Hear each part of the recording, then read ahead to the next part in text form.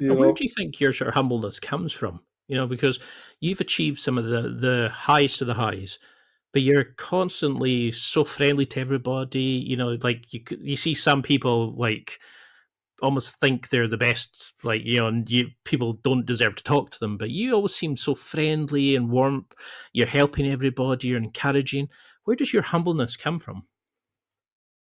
Yeah, like I think, and I think I try to live life how jiu-jitsu is, like, and for example, if you are on the mat, everybody is the same, like on the Mm, mat, there is no rich or poor person, there is no race, there is no color, there is no age, everybody is the same, like, and I think like when you engage with someone in the real world, it's a person just like you, like, so mm. why are you gonna undertreat that person, or why are you gonna, and so I always try to be nice to everybody, and So you treat them like you want to be treated, kind of thing.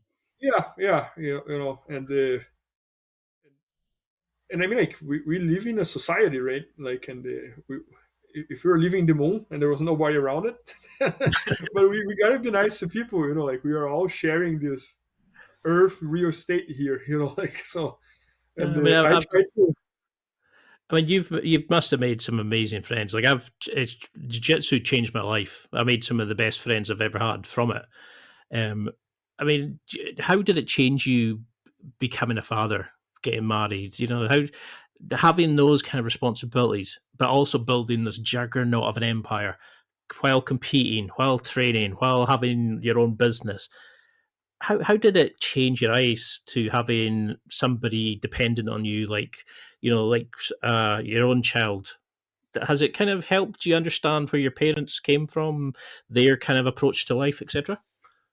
Yeah, so I think you're right. I think the family matters a lot. So if you see my both parents, they are exactly how I'm describing here. Like, they treat everybody very well.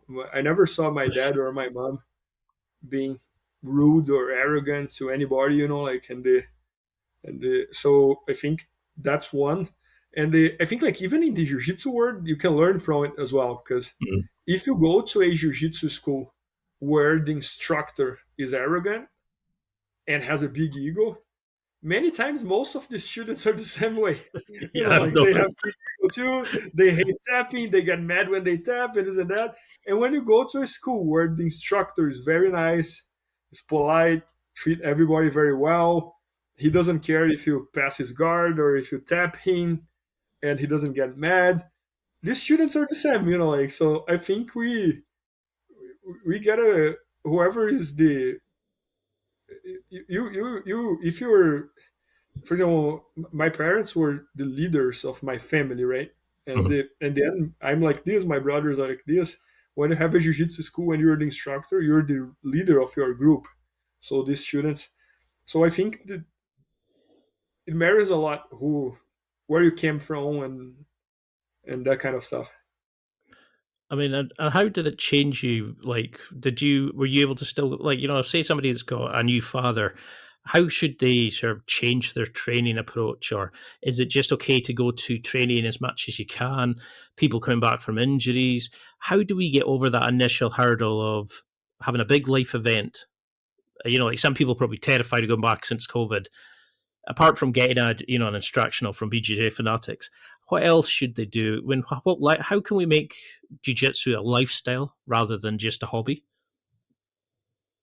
Huh, that's a good question.